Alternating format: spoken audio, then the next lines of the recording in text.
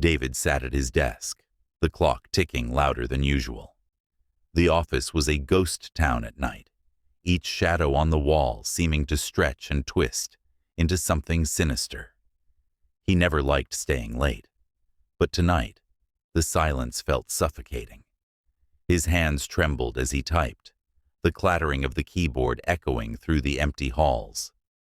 For years, David had thrived on tormenting others. He took pleasure in the power he held over his colleagues, manipulating and bullying them until they broke. He had driven more than one person to quit, their careers ruined by his cruel games. But tonight, the tables had turned. Recently, David had been plagued by an unshakable fear, a gnawing paranoia that someone was out to get him. He felt like a hunted animal, constantly looking over his shoulder, expecting someone to pounce. His heart raced as he recalled the cryptic messages that had started appearing in his inbox. "You think you're safe?" one read. "Justice is coming," warned another. He had tried to dismiss them as harmless pranks, but deep down, he knew the truth. Someone wanted revenge. The fluorescent lights flickered overhead, casting eerie shadows on the walls. David's mouth went dry as he heard a noise, footsteps, slow and deliberate, coming from the hallway. He froze, his pulse pounding in his ears.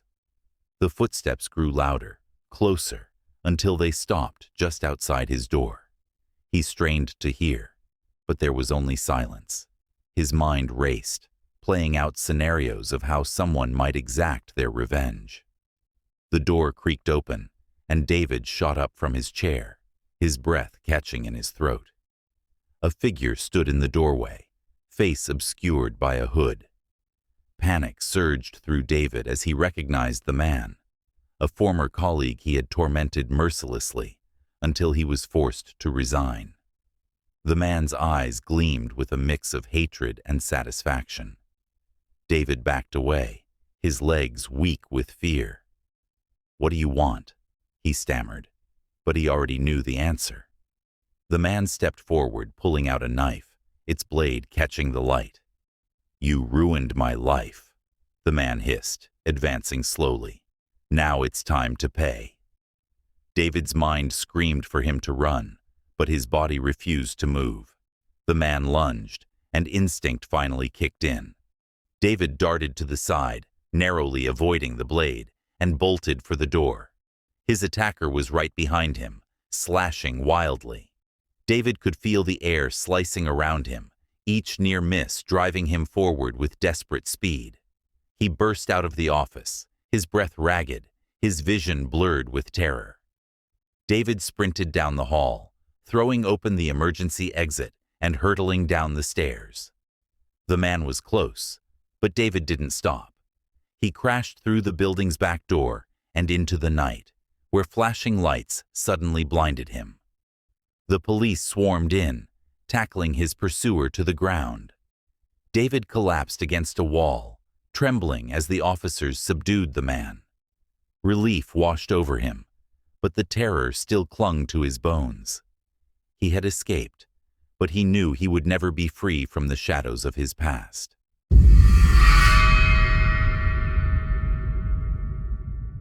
Maggie had always prided herself on her independence. She was the kind of person who didn't shy away from challenges, often volunteering for the night shift at the small marketing firm where she worked. The office was located in a quiet, somewhat isolated area on the outskirts of town. Normally, she enjoyed the solitude. The hum of the fluorescent lights and the steady clicking of her keyboard were a kind of comfort. But tonight, the silence was oppressive. The day had started like any other. Maggie had grabbed her morning coffee, skimmed the news, and headed to work.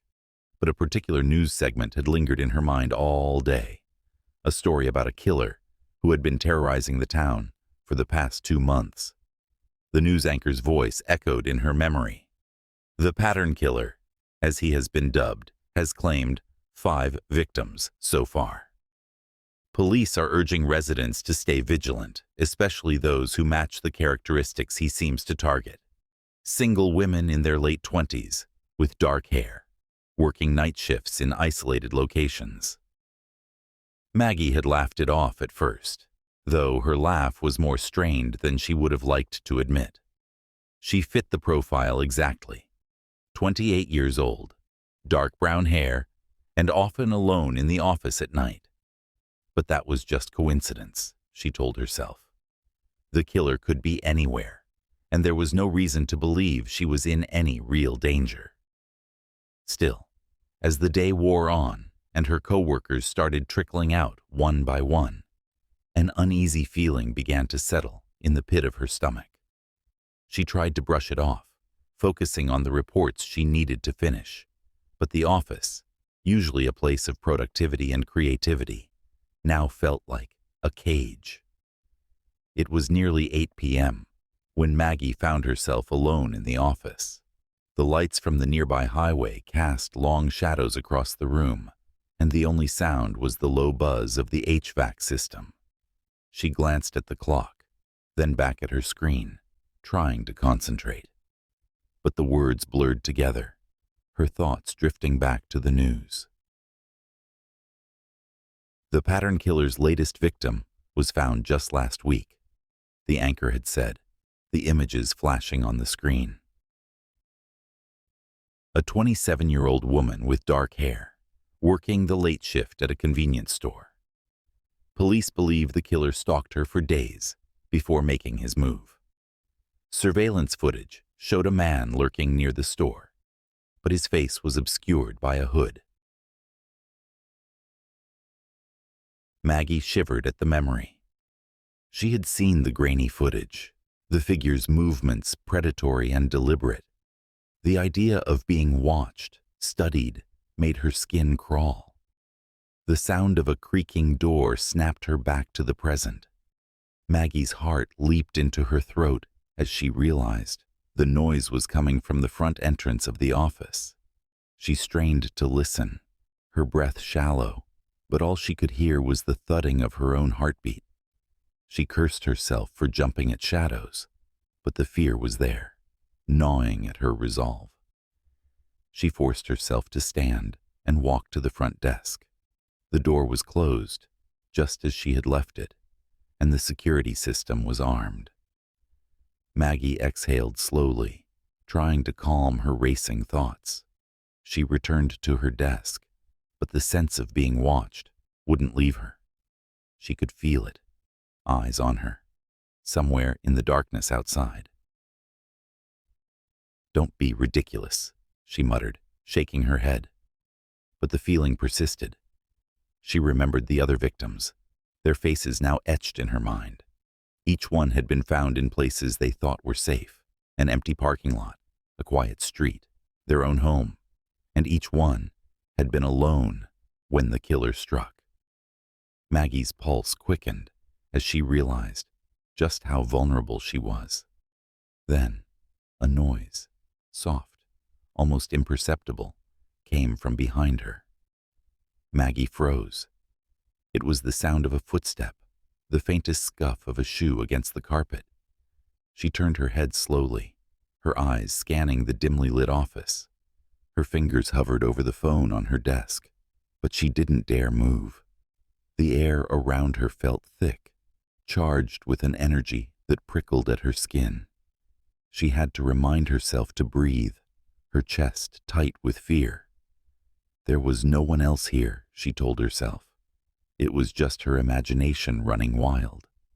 But when she heard another step, closer this time, she couldn't dismiss it. Someone was in the office with her. She swallowed hard, her hand finally gripping the phone. Her fingers trembled as she dialed 911, the ringing in her ear deafening. 911. What's your emergency? Maggie's voice was barely above a whisper. I think someone's in the office with me. I'm alone and...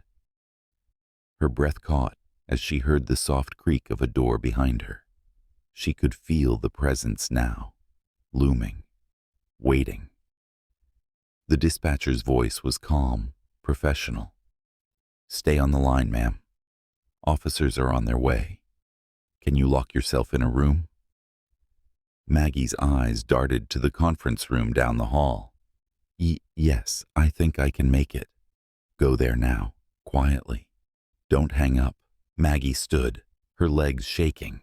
She moved slowly, careful not to make a sound, every step a battle against the terror that threatened to paralyze her. She reached the conference room, slipping inside and locking the door behind her. The room was cold, the only light coming from the small window, overlooking the parking lot. She pressed her back against the wall, clutching the phone like a lifeline. "I'm in," she whispered, her voice barely audible. "You're doing great," the dispatcher said. "Just stay calm. Officers are only a few minutes away." Minutes felt like hours as Maggie stood there, her breath shallow, ears straining for any sound. But the silence was thick, oppressive, like a predator waiting to pounce. Then, without warning, the door handle jiggled. Maggie's heart stopped. She could hear the slow, deliberate movements on the other side. Someone was trying to get in. Her blood turned to ice as she realized there was no escape. The window was too small, and the door was her only barrier. The handle jiggled again, harder this time, and she bit back a scream. She pressed herself further against the wall, praying the door would hold. The minutes stretched on, each second a lifetime of terror. Finally, the sound of sirens cut through the air, distant but growing closer. The jiggling stopped, and the footsteps retreated, disappearing into the silence of the office. Maggie could hardly believe it, her body shaking uncontrollably as the realization that she had survived began to sink in. When the police arrived, they found the office empty, no sign of the intruder. But as they escorted Maggie to safety, one officer found something chilling near the front desk. A single glove, black leather, the kind the pattern killer was known to wear.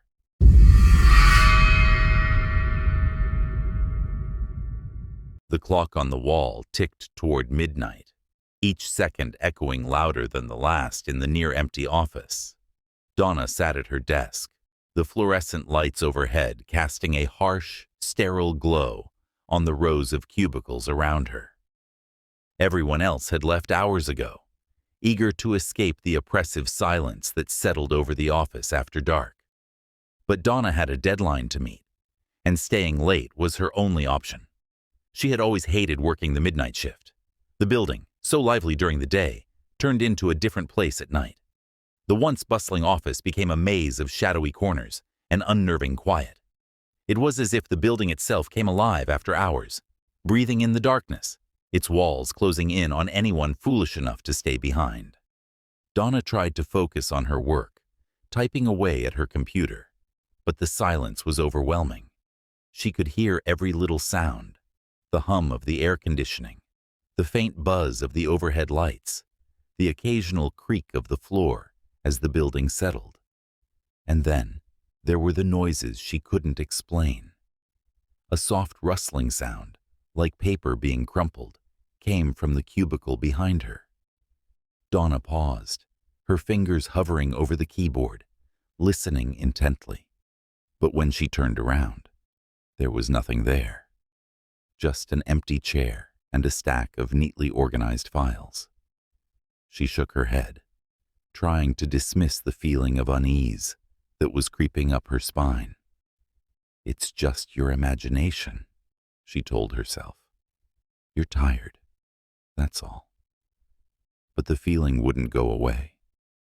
As the night wore on, the strange noises continued. Soft footsteps echoed down the hall, though no one was there. The sound of whispering voices drifted through the office, too faint to make out, but just loud enough to send a chill down her spine. Donna found herself glancing over her shoulder every few minutes, half expecting to see someone standing behind her. At one point, she thought she saw a shadow move in the corner of her eye. She snapped her head toward it, but again, There was nothing there. Her heart was pounding in her chest now, her breath coming in short, shallow gasps. She could feel the walls closing in, the darkness pressing down on her, suffocating her. Desperate for a break, Donna decided to make herself a cup of coffee. She got up from her desk and headed toward the break room, her footsteps echoing loudly in the empty hall. The break room was dark, the lights turned off. She hesitated for a moment before flipping the switch, flooding the room with light. She walked over to the coffee machine and started brewing a fresh pot, trying to steady her nerves. The sound of the coffee dripping into the pot was comforting, a reminder of the normalcy of the task. But then she heard it again. The rustling sound, this time coming from the doorway of the break room. Donna froze, her heart racing. She slowly turned around, her eyes scanning the room. The doorway was empty, but the feeling of being watched was stronger than ever. She could feel the hair on the back of her neck standing up, her instincts screaming at her to run. But she couldn't move, couldn't tear her eyes away from the dark hallway beyond the door. Suddenly, the lights flickered, plunging the break room into darkness. Donna's breath caught in her throat as she fumbled for the light switch, her fingers trembling. The lights came back on, but the feeling of dread didn't go away. If anything, it was worse. She grabbed her coffee and hurried back to her desk, her heart pounding in her chest. She sat down, trying to focus on her work, but her hands were shaking so badly she could barely type. The office felt different now, more oppressive, more sinister. The shadows seemed to move of their own accord, creeping closer with every flicker of the lights. Donna kept telling herself she was just tired, that her mind was playing tricks on her. But deep down, she knew something was wrong. She could feel it in her bones, a primal fear that she couldn't explain. As the night dragged on, the noises grew louder, more persistent. The footsteps were no longer faint. They were right outside her cubicle, heavy and deliberate. The whispering voices were clearer now, though she still couldn't make out what they were saying. It sounded like a chant, a low, rhythmic murmur that made her skin crawl. Donna's hands were slick with sweat as she typed, her eyes darting around the office, searching for the source of the sounds. She could feel her sanity slipping away, the fear overwhelming her. She wanted to leave, to run out of the building and never look back, but she was paralyzed by terror. And then, the power went out. The office was plunged into complete darkness, the hum of the air conditioning and the buzz of the lights suddenly gone. Donna's heart stopped in her chest, her breath catching in her throat. She was alone, trapped in the dark with whatever was lurking in the shadows. She fumbled for her phone, her hands shaking uncontrollably. The screen lit up, casting a faint glow in the darkness, but it did little to dispel the terror she felt. She could hear the footsteps again, closer this time, coming toward her cubicle. Donna held her breath, clutching her phone like a lifeline. She wanted to scream, to call for help, but she knew no one would hear her. She was completely alone. The footsteps stopped just outside her cubicle. She could hear something breathing, a low, ragged sound that sent a chill down her spine. And then, she saw it, a shadowy figure standing just beyond the faint glow of her phone. It was tall and thin, its features obscured by the darkness, but she could feel its eyes on her, cold and malevolent. The whispering voices grew louder, more insistent, as if they were urging the figure to move closer. Donna's mind was screaming at her to run, but her body wouldn't obey. She was frozen in place, her eyes locked on the figure in the darkness. It took a step forward, its movements slow and deliberate, as if savoring her fear. The figure reached out toward her, its hand pale and skeletal, fingers elongated into sharp, claw-like points. Donna could feel the cold radiating from it, the air around her growing frigid. And then, just as suddenly as it had appeared, the figure was gone. The lights flickered back on, the hum of the air conditioning filling the office once again. Donna was alone in her cubicle, the fear still gripping her heart. She looked around, but there was no sign of the figure, no trace of the shadow that had loomed over her just moments before. She didn't wait to find out if it would return. Grabbing her things, she bolted for the exit, her footsteps echoing in the empty hall. She didn't look back, didn't stop running until she was outside, the cool night air washing over her. As she stood outside the building, gasping for breath, she vowed never to work the midnight shift again. But as she walked to her car, she couldn't shake the feeling that she wasn't alone, that something was watching her, waiting for the next time she would be foolish enough to stay late. And in the darkened office, the shadows continued to move, the whispering voices never truly silenced.